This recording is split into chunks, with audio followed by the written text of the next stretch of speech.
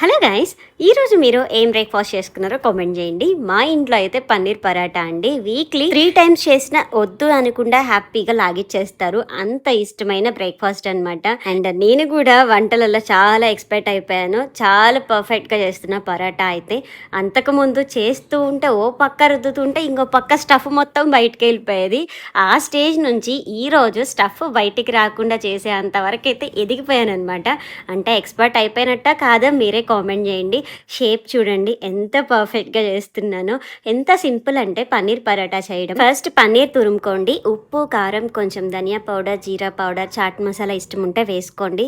ఫైన్గా చాప్ చేసిన onions and కొత్తిమీర.